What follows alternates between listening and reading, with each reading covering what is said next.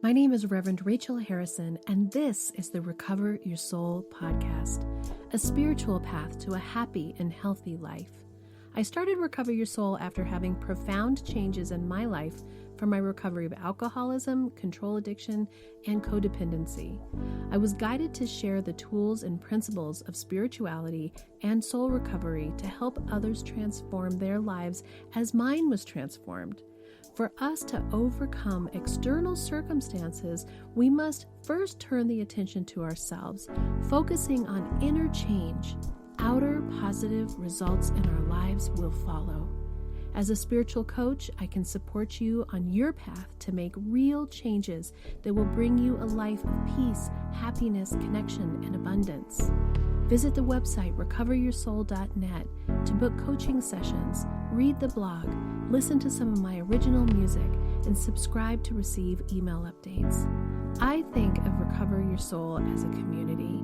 Follow us on social media and join the private Facebook group to support each other and connect. For an extra episode each week and to support this podcast, become a Patreon member or subscribe on Apple Podcasts. Together, we can do the work that will recover your soul.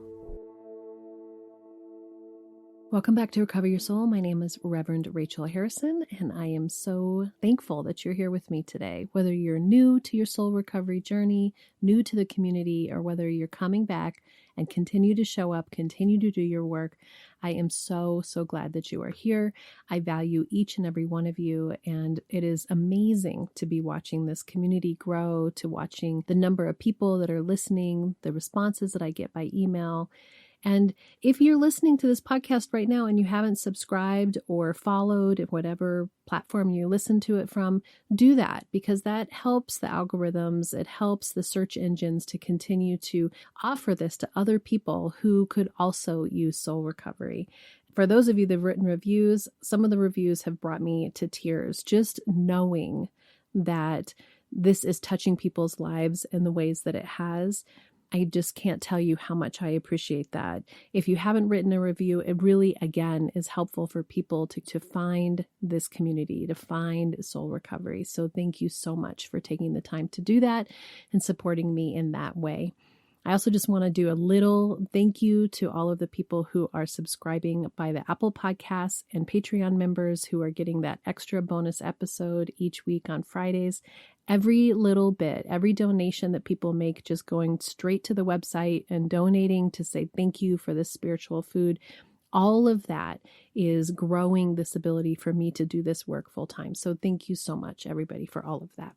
So what are we going to talk about in this episode? There's been a lot swimming around in my head, and I've had a hard time deciding what I wanted to talk about for you this week. And what I've come back to again and again is about the spiritual gifts of seasons of change. And seasons of change is another way to talk about impermanence. And I want to talk about change specifically because it's a big piece of what's going on for me right now, and it's in my life. And you know that Recover Your Soul, this podcast is really a reflection of what's happening with me in my life and my recovery and my journey, and the hope that it can provide each of you with some little story, some little nugget, some little tool, some knowing that you are not alone, that we are in this together. Together we can do the work that will recover your soul, that we are in this human experience together, just trying to find and make peace. And so in this time of fall, it always blows my mind that we're in summer and then all of a sudden September hits and boom, we're in fall. And you go to the store and everything is fall and Halloween is out. And I even went to Costco yesterday and it was Christmas trees. And somehow in it, I'm shocked. Somehow in it, there's this piece where I'm kind of jolted at the change. And what I also recognize in myself is that that is a reflection sometimes of how resistant I've been to change, how resistant I've been to opening up to the fact that, as the Buddhists say, impermanence is one of the only things that we can count on, that nothing is ever the same. And I heard Thich Nhat Hanh tell a story in the book that I'm listening to right now about when you look at each of us, we are constantly changing. Our cells are dying and growing and changing every single second. We are regenerating and dying. And they say that every 7 years, actually, we are completely anew, that each one of our old cells has now gone and regenerated anew, which is an amazing thought, just to think about how if we use positive thought, if we use spirituality, that we could be providing our body with the absolute best energy that we could give it for it to be producing those cells at its highest level. So that's a whole other aside. But this concept that we are always changing, we are never the same. And then he talked about how if you look at a river, that the water is always rushing. That even if you as a person were to step into your favorite swimming hole, you are never swimming in the exact same water. You are always swimming in new and different water. And that the river is never accepting the exact same human because we too have changed, that our cell structure has changed, that we are never the same. And I loved that story because it reflects in our lives what's going on with us, and that there is this incredible change that's happening in our lives, this impermanence, and yet it can be very uncomfortable. It can be very difficult to be in this place of transition. It can be difficult to not feel like it's always going to be the way that it was. It can be difficult to let go of what we think we wanted. All of these aspects of our lives that change is hard. Change is hard. And when I think of what's going on with me, there's something major happening inside of me that continues to happen. And right now, I think that I'm having a lot of grief. And I find myself in this place where I'm doing my spiritual practice.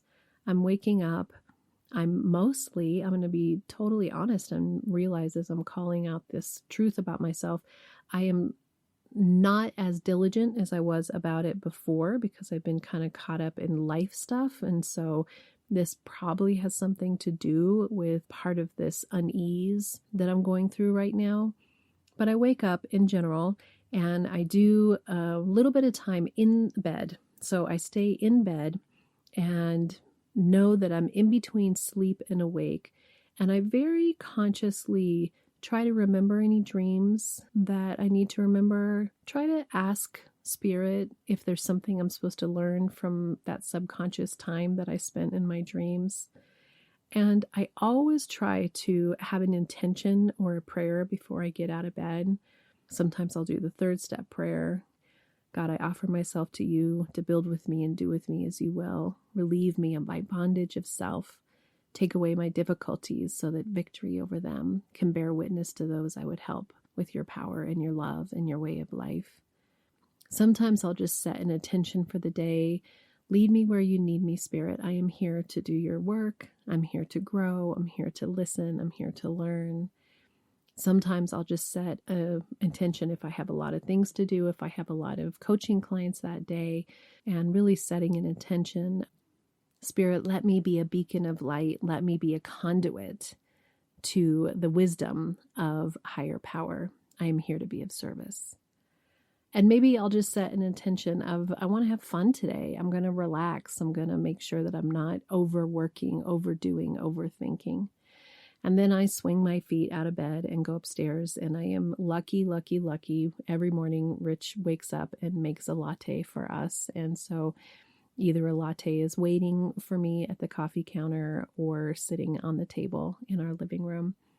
And in general, my regular practice, if everything is going the way that I want it to, would include meditation time, some journaling, and some reading of some spiritual nourishment in preparation for my day before I get ready to go out into the day. And then when I'm showering and dressing, and if anybody has sessions with me, they know I'm a big makeup girl. I love makeup. I've always loved makeup. So got to put my makeup on in the morning.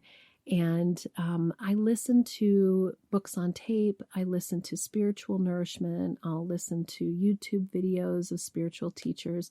I really try to use that time in the morning to set my intention and fill myself up. And then when I do that well, then I feel like I have settled myself. I've taken my ego, all the busy, heavy work that needs to be done, and I've set it aside and I've put my soul self first. And then I have the energy and the strength and the ability to be patient in whatever happens in my day. And then I think that when I'm in the flow and things are going well for me spiritually, and I'm not in this attachment and I'm allowing impermanence, something really beautiful can happen where there's just this one thing leads to the next thing, which leads to the next thing. I have all these stories recently about timing that I just am asking kind of for the guidance of the time instead of clinching tightly to time. And everything just seems to work out. And I end up running to people that I haven't seen for a while, or having time to talk, or making it in just the right amount of time. It's this real beautiful opening. Now, my discomfort, I think, is coming in that flow feels so good to me. And just like in recovery, when you quit drinking or you quit using, there's this period of time where your body is just so glad to be rid of the toxin that has been destroying you for so long. And then you pass what they call the pink cloud timetable of it, and life comes back at you. And that's the place where our spiritual practice really has to sink in. Well, for me, this change that's happening is this dedication that I'm making to forgiveness, to completely letting go of all guilt and shame and resentments and grievances and attack that I have had in my life for any purpose. And this part of me really is experiencing a relief and a sense of calm and peace and incredible love from this experience. And there's this other part of me, which I think is our human ego self, that is kind of like my addict was when I first quit drinking, that it's screaming at me. And it doesn't understand why it's not in control. And it's resistant to the change. And it wants to control, and it wants to know, and it wants to demand that things are the way that I would like them to be. But this new part of me doesn't actually have a preference a good part of the time, which can be pretty funny to stop having a preference when you were pretty opinionated. So it's this little internal battle that's going on with me, and it has a lot to do with what I think about, like the seasons of life, the seasons that we have in the summer and the fall and the winter and the spring. And we have these seasons of life in ourselves as well. And not only am I having this transformation from quitting drinking alcohol 4.5 years ago, letting go of control, probably about 4 years ago is when I really started avidly doing that, and doing this spiritual practice and really digging into this new way of thinking, new way of being, really handing it over to higher power, putting my life in the hands of higher power as much as I can. This has been such a transformation, but I'm also in the place where my family has changed. That since the pandemic, my kids moved away. And so I have the empty nest, and I did that dog experiment because I felt like I needed to love something and care for something, and realized I'm actually in a place where I'm not supposed to be caregiving or being a peacemaker or being a pleaser for anyone at this time in my life. And I think that there's a part of me that is resistant to that. It's kind of like the addict, right? That's yelling and screaming. I'm like, hey, why aren't you going to please somebody? What are you supposed to be doing? You're supposed to be doing something for somebody else. And yes, I'm doing something for you guys all the time. Every single thing that I do is first and foremost for my own spiritual growth and connection and healing. And secondly is to be some sort of beacon of light, some sort of conduit, some sort of help to you. That if I can do this, you can do this. That we are in this together, that you are not alone. And so what I think about is that this transformation of the chaos of raising kids, and I work with some of you or talk to some of you, and you're in the place where you have kids, and it is chaotic at its best and incredibly painful at its worst. And some of you are still dealing with really active addicts, and that is incredibly difficult. But here we are talking about change and impermanence. And the reminder that when we hold on so tightly to things, even things right now that are really hard, that we're not allowing spirit to come in to that space and create healing. Because we are grasping and clinging on to this belief that it needs to look a certain way, that it has to be something for them, for us, that we're afraid, that we're worried, that we have all this stuff that we've brought with us from the past that is an example of why things don't work out, or our fears and our hurts from our own childhood we're projecting onto any situation.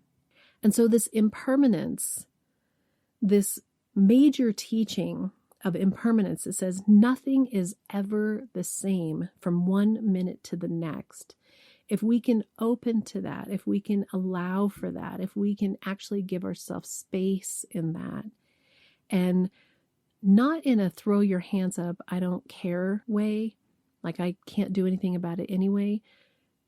It's completely different than that. It's a trusting, it's an opening, it's an allowing, it's a being okay with the fact that it's not going to be the same, that maybe if there was something wonderful and you're trying to hold on desperately to what that relationship was like, or having kids that were a certain way, or the relationship that you had with those kids, or with your siblings, or with your partner, or your friends, that it changes.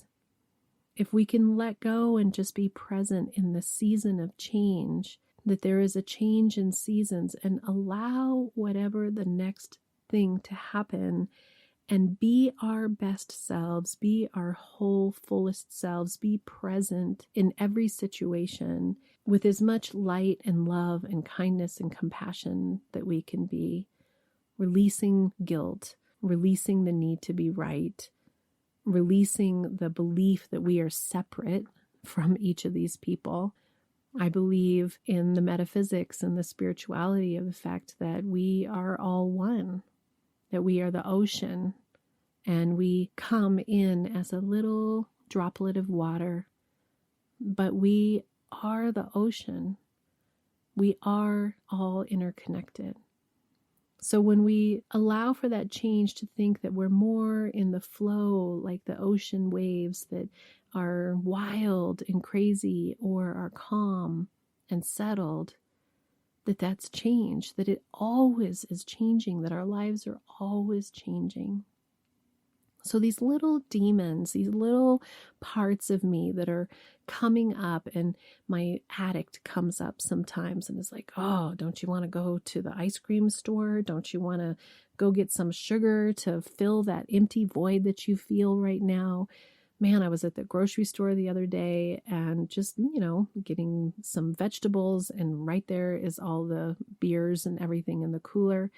And I thought, if I didn't have the strength that I have and all of the tools that I have, it'd be so easy in a moment of despair to turn and buy a 6-pack of something and ruin all of it, to just throw it all away.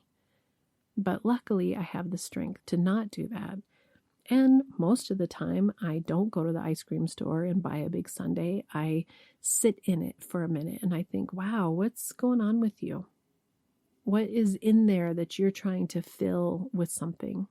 Generally, it's those judgy voices, those icky parts of us that aren't in union with our higher power.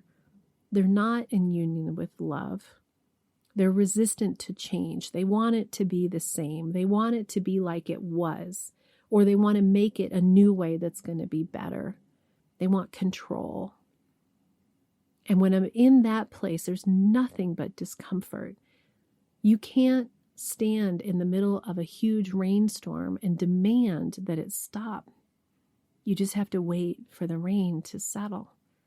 You just have to know that there's always going to be a break, that the weather is always changing just as our lives are, that we have storms and bright sunny days, and we have hurricanes and we have snow. And without the winter, the places where there's winter, without the seasons, it can't all work.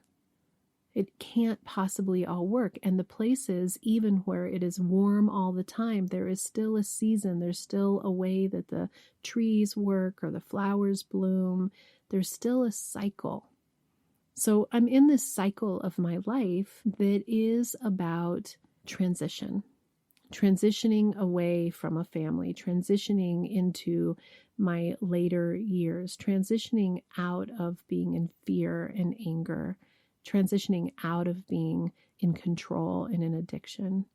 And so there's going to be days that are hard. There's going to be days that I'm in the storm. But I can choose every moment and every day what I'm going to think and feel and believe, because I know that that's what will happen in my life. Every day I get to make that choice.